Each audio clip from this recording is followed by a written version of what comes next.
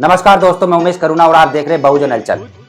सच्चाई छुप नहीं सकती बनावटी उसूलों से और खुशबू कभी आ नहीं सकती कागज के फूलों से। ये सच्चाई है। यदि हम बात करें तो अयोध्या में जो राम मंदिर बन रहा है, राम मंदिर निर्माण है, वहां पर एक तस्वीरें सामने आई जिसमें बताया जा रहा है कि बौद्ध से संबंधित वहां पर मूर्तियां निकल रही है, अवशेष निकल रहे हैं जो सम्राट अशोक के समय के, जो अशोक का शासन था उस समय की वहां पर मूर्तियां निकल रही है, स्तंभ निकल रहे हैं, चक्र निकल रहे हैं। और जिनको मनुवादी मीडिया व मनुवादी सरकार शिवलिंग व हिंदू देवी देवताओं से जोड़कर दिखा रही है, ये काफी शर्मनाक बात है। यदि हम बात करें जो अयोध्या में राम मंदिर निर्माण के समय जो खुदाई हो रही है वहां पर, वहां बुद्ध के अवशेष निकलने से एक बहुत बड़ी खुशी की लहर है बुद्ध के अनुयायियों में, क्योंकि कुछ इतिहास छुपाया गया और कुछ इतिहास को छुपाए जाने की साजिश चल रही है। जहां एक तरफ कोरोना के चलते लॉकडाउन है, देश में सारी व्यवस्थाएं ठप हो गई और निर्माण कार्य चाहे किसी से भी संबंधित हो वो सब पर रोक लगी हुई है। लेकिन यदि हम बात करें तो कार्य एक ही चल रहा है निर्माण के मामले में, वह है राम मंदिर। हम किसी की आस्था को ठेस नहीं पहुंचाना चाहते और ना ही कभी पहुंचाएंगे, लेकिन इंसाफ की बात होनी चाहिए। जहां इंसाफ नहीं होता वहां पर आवाम नाराज हो जाती है, और जब आवाम नाराज होती है तो कुछ ना कुछ प्रलय आ जाती है। शायद इसी का परिणाम है कि ये आज जो खुदाई में बुद्ध के अवशेष निकल रहे हैं जिनको छुपाने की कोशिश की गई, वह जो आवाम नाराज थी, चुप्पी साधे हुए थे, घुट घुट कर जीते थे। और आज यदि हम बात करें तो समय यह है कि चुप्पी साधने में भलाई नहीं है और ना ही घुट घुट कर जीने में भलाई है। आवाज तो उठानी ही पड़ेगी। और हम बात करेंगे, कुछ प्रकाश डालेंगे जो बुद्धिजीवी है उनकी बातों पर। हम बात करते हैं विनीत कुमार मौर्य। विनीत कुमार मौर्य वह हस्ती है जो अयोध्या के रहने वाले हैं और उन्होंने ही 2018 में राम मंदिर व बाबरी मस्जिद में जो वहाँ सुप्रीम कोर्ट में याचिका डाली थी बौद्ध जमीन को लेकर, बौद्ध विहार को लेकर, कि वहाँ पर साकेत नगरी थी। और इस बात को स्वामी प्रसाद मौर्य जी जो बीजेपी में मंत्री है वह भी कई बार कह चुके हैं, और सावित्रीबाई फुले जी भी कई बार कह चुकी है कि वहाँ यदि था तो केवल सम्राट अशोक का बनाया हुआ स्तूप था, और वही आज साबित हो रहा है। और हम बात करते हैं कि विनीत कुमार मौर्य जी से हमारी बात हुई और किस तरीके से बात हुई, आप सुन सकते हैं। जी विनीत जी, जैसे कि हम देख रहे हैं कल जो अयोध्या में राम मंदिर को लेकर जो वहाँ पर खुदाई चल रही है, उसमें बुद्ध के अवशेष निकल रहे हैं वहाँ पर, जो सम्राट अशोक के टाइम में बताया गया है कि जी, तो उसको लेकर आपने याचिका भी दायर की थी 2018 में सुप्रीम कोर्ट में। जी, सुप्रीम कोर्ट में। और उसको लेकर अब जो जैसे लॉकडाउन चल रहा है और ये जो सामने आई है तस्वीरें निकल रही हैं, अवशेष निकल रहे हैं, जो तस्वीरें निकल रही है, उसको लेकर मतलब अब क्या करना चाहिए, क्या लगता है आपको? सर, मेरा निवेदन है, अभी तो लॉकडाउन चल रहा है, उस समय ये अपना काम कर रहे हैं जी, और ये पुरातात्विक पुरातत्व का मामला है। जी सर। पुरातत्व विभाग खड़ा होके इन अवशेषों को सुरक्षित और संरक्षित करे और ये पूरा जमीन जी, अपने अंडर में ले ले और इसका खुदाई अपने से कराए वैज्ञानिक विधि से। जी सर। क्योंकि ये मंदिर जो ट्रस्ट है, ये ट्रस्ट तो उसे जेडीसी से खुदाई करा रहा है, अनट्रेंड जो है मजदूरों से करा रहा है। तो पुरातत्व विभाग कराएगा तो वैज्ञानिक विधि से कराएगा। बिल्कुल। और जैसे कि टीवी चैनल दिखा रहे हैं, जो मिनिस्ट्री मीडिया है, मनुवादी मीडिया है, वो दिखा रही है, इसको बता रही है कि ये शिवलिंग है या देवी देवताओं से जोड़कर दिखाया जा रहा है। इस चीज पर क्या? शिवलिंग है तो शिवलिंग किस तरीके से होता है? वो 8 कोणीय है, वो बौद्ध स्तूप में पाए जाते हैं। जी, जैसा कि कल मेरी माननीय शांत स्वरूप बौद्ध से बात हुई, तो दिल्ली के हैं, समय प्रकाशन के हैं, और उन्होंने बताया कि किस तरीके से ये जो है अष्टकोण। जी सर। यह बनते रेवात दीक्षा भूमि से इन्होंने ऐलान कर दिया है, इन्होंने कह दिया है कि जो भारत के वह भारत से अदर कंट्री के बहुत भिक्षु है, वह उपासक उपासिकाएं हैं, वह सतर्क हो जाए लड़ाई के लिए। ऐलान कर दिया है कि, और यहाँ तक कि नहीं, उन्होंने तो योगी सरकार मोदी सरकार मुर्दाबाद तक का नारा लगा दिया। आप देख सकते हैं वीडियो में। को लाके लाइव टेलीकास्ट करना चाहिए था और मीडिया में बताना चाहिए था कि वहाँ पे है क्या ओरिजिनल करके। इन्होंने लॉकडाउन में लोगों को घर में बैठा के अपने अयोध्या का मंदिर राम का मंदिर बनाना चाह रहे हैं। मैं कदापि उनके विरुद्ध में नहीं हूँ, लेकिन मैं ये सोच रहा हूँ कि एविडेंस क्या है, वहाँ की आर्कोलॉजी सर्वे ऑफ इंडिया क्या कर रही है, वहाँ का जो ओरिजिनल जो archaeology survey of India chief justice या बाकी ऐसे शिष्टमंडल, वहाँ पे हमारे भी कुछ बहुत लोग हैं, उनको जाने का वहाँ पे अधिकार भी नहीं है, वहाँ परमिशन लेने पड़ रहे हैं और परमिशन वो दे रहे नहीं। मैं सभी से आपसे विनती करता हूँ कि जो भी देखने वाले हैं, अयोध्या मंदिर का विरोध करना चाहिए। हम लोगों ने पूरी तरह से सभी ने उसका निषेध करना चाहिए और वहाँ जितने भी भगवान बुद्ध के जो अस्थियाँ निकल रही है, स्तूप निकल रहे हैं, चक्र धम्म चक्र निकल रहे हैं, उसको बौद्धों के हाथ में देना चाहिए। अगर आपको अयोध्या मंदिर बांधना है तो बांध लीजिए, आपकी सरकार है, आपका मोदी है, आपके सब कुछ है, लेकिन हमारी जो विरासत है वो हमें दीजिए, उसको नष्ट मत कीजिए। मैं सभी से नम्र विनती करता हूँ, नम्र निवेदन करता हूँ कि इसकी घोर निषेध करिए, निंदा कीजिए और वहाँ की जो भी जुड़ी जो हालात है वो हमें पूरे दुनिया को बताइए कि वहाँ पे चल रहा क्या है करके।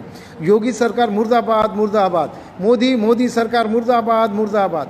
जय भीम जय भीम। क्योंकि आज ये चुप्पी साधने का समय नहीं है। और हम बात करते हैं भंते सुमित रतन जी, जो अभी पिछले दिनों समाजवादी पार्टी के राष्ट्रीय अध्यक्ष अखिलेश यादव जी से मिले थे। वहाँ पर भोजन का प्रबंध हुआ था उनके आवास पर। इन्होंने भी अयोध्या में जो विवाद था जमीन को लेकर, राम मंदिर बाबरी मस्जिद को, वहाँ पर कह दिया कि डेरा डालेंगे, अयोध्या में ही रहेंगे, कि वहाँ पर ऐसा ना हो कि जो बुद्ध के अवशेष है उनको छुपाने की साजिश की जाए। जो भी वहाँ निशानियाँ मिल रही है उनको बुद्ध सोसाइटी के अंडर में किया जाना चाहिए, ये मांग रखी। और हम बात करते हैं, यह है भंते धम्मपुत्र, जो बिहार के हैं और आज महाराष्ट्र के सुजाता विहार में लॉकडाउन के चलते फंसे हुए हैं। इन्होंने भी ऐलान कर दिया है, इन्होंने तमाम प्रदेशों की सरकारों को ऐलान किया है कि जो बुद्ध विहार है, जो राम मंदिर का मामला था, वहाँ जो आज बुद्ध के अवशेष निकल रहे हैं उनको छुपाया ना जाए और वहाँ जो सच्चाई है वो जनता के सामने, आवाम के सामने रखी जाए, कि जनता को भी पता चले कि आखिर सच्चाई है क्या। और हम बात करते हैं आगे मथुरा में। दूसरी हम खबर बताते हैं कि मथुरा में बहुजन समाज के दर्जनों महिला व बच्चों, पुरुषों समेत बुजुर्गों पर तक भी हमला किया गया, लहूलुहान किया गया धारदार हथियारों से। यह सिलसिला तो रुकने का नाम नहीं ले रहा। जो वारदात होती है अभी पिछले दिनों हुई थी, जिसमें समाजवादी पार्टी के जो नेता थे, पूर्व एमएलए प्रत्याशी थे, उनको भी गोली से मार दिया गया था। ये संभल की वारदात थी जो किसी से नहीं छुपी। वीडियो वायरल हुई थी, वीडियो में साफ साफ दिखाया गया कि किस तरीके से ब्राह्मण समाज के जो हिंदू लोग हैं उन्होंने बहुजन समाज के लोगों पर छोटी सी बात पर जो भी वारदात थी उस पर क्रोधित होकर गोलियां मार दी दिन दहाड़े सभी के सामने। क्या ये जमाना आ गया? इस पर कोई रोक नहीं लगती। ये तो जातिवाद है जो सदियों से चलता रहा है, लेकिन ख़त्म जरूर होगा, समय थोड़ा लगेगा। हम बात करते हैं यहीं बसपा सुप्रीमो मायावती जी की और आम आदमी पार्टी की पूर्व एमएलए अलका लांबा, जो दिल्ली चांदनी चौक की पूर्व एमएलए रही हैं। वह बसपा सुप्रीमो मायावती जी पर अभद्र टिप्पणियां कर रही हैं, बाज नहीं आ रही। एक के बाद दूसरा ट्वीट करके क्या साबित करना चाहती है? कांग्रेस में आने के बाद क्या कांग्रेस की इतनी हिमायत करेंगी कि नज़रों से गिर जाएगी बहुजन समाज की? इस तरीके से बात कर रही हैं, इस तरह से ट्वीट कर रही हैं कि जैसे कांग्रेस में उनको बहुत बड़ा पद मिल जाए, लुभाना चाहती है, चापलूसी कर रही है। कांग्रेस को दिखा रही है कि मैं कितनी तुम्हारी अंधभक्त हूँ। ये तो चलता रहा है कि जिस पार्टी में कोई सदस्य ज्वाइन हो जाता है तो वह उस पार्टी में अपनी अच्छी पकड़ बनाने के लिए, अच्छी पोजीशन बनाने के लिए पार्टी के गुणगान गाते हैं और विपक्ष पर किसी भी हद तक गिर जाते हैं कि उसको कुछ भी बोल देते हैं। और वहीं मानसिकता अलका लांबा ने दिखा दी और उस पर बहुजन समाज के जो लोग हैं, जो नाराज है, जो क्रोधित है, वह अपने अपनी प्रतिक्रिया दे रहे हैं अलका लांबा के ऊपर। लेकिन हमारा मानना यह है कि महिला का सम्मान करना चाहिए और हम उनको कोई गलत नहीं कहेंगे, क्योंकि सबको लोकतंत्र में अपनी बात रखने का अधिकार है। पक्ष विपक्ष कुछ भी बात रख सकते, लेकिन मान मर्यादा व सभ्यता का शब्दों का अमल करते हुए गलत शब्द यूज ना करें। ये हमारा एक मशवरा है कि अलका लांबा जी से हम मिले हुए हैं। अलका लांबा एक अच्छी महिला है, पता नहीं क्यों ऐसा वह किस मानसिकता के चलते ऐसी भाषा का प्रयोग कर रही है। वह हम जल्द ही इस पर एक्शन लेंगे। अब हम बात करेंगे राजरत्न अंबेडकर जी, जो बाबा साहब अंबेडकर जी के परपौत्र हैं। उन्होंने भी ऐलान किया है अयोध्या में जो अवशेष निकल रहे हैं बुद्ध के, उनको लेकर उन्होंने कहा है कि उनकी जो भारतीय बौद्ध महासभा है वह इंटरनेशनल कोर्ट जाएगी, सुप्रीम कोर्ट में भी याचिका डालेगी कि ऐसा क्यों हो रहा है, आखिर ऐसा क्यों हो रहा है। इसका जवाब जरूर चाहिए। क्यों सच्चाई छिपाई जा रही है? जो वहां पर यदि बुद्ध के अवशेष हैं, साफ साफ दिखाई दे रहे हैं, वहां पर अशोक के लाट, बुद्ध चक्र और बहुत सारी ऐसी कलाकृतियां निकल रही हैं जो बुद्ध व सम्राट अशोक के शासन काल में ही बनवाई गई थी और वह लुप्त कर दी गई थी साजिशों के तहत, जो इतिहास को भी छुपाने की कोशिश की गई, वह आज सामने आ रही है।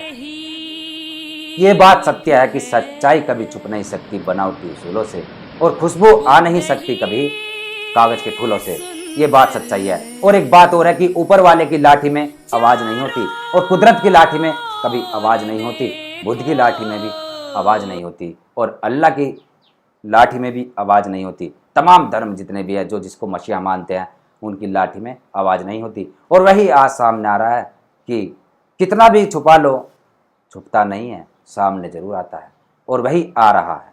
और हम बात करेंगे सोशल मीडिया पर, हम देख रहे हैं कल से ट्विटर, व्हाट्सएप, फेसबुक सभी पर एक ही ट्रेंड चल रहा है। वह ट्रेंड है बुद्ध की जो कलाकृतियां निकली है खुदाई में, जो राम मंदिर निर्माण में खुदाई मच रही है, उसके दौरान वही सब कुछ जो बुद्ध के अनुयायी बहुजन समाज के लोग हैं वह सोशल मीडिया पर डाल रहे हैं, अपनी अपनी प्रतिक्रिया दे रहे हैं और उसको फैला रहे हैं कि समय अच्छा है, ये एक मौका है लॉकडाउन के चलते आवाज उठाने का, अपने हक अधिकारों को छीनने का। क्योंकि आज सत्ता भी मनुवादियों के हाथ में है और आज मनुवादियों के हाथ में ही सुप्रीम कोर्ट, सभी पालिकाएं, चाहे ईवीएम हो, सभी आज मनुवादी सरकार के हाथ में है और इसको अपने हाथ में लेने के लिए संघर्ष तो करना ही होगा, कुर्बानियां देनी होगी और वह देनी बहुत जरूरी है।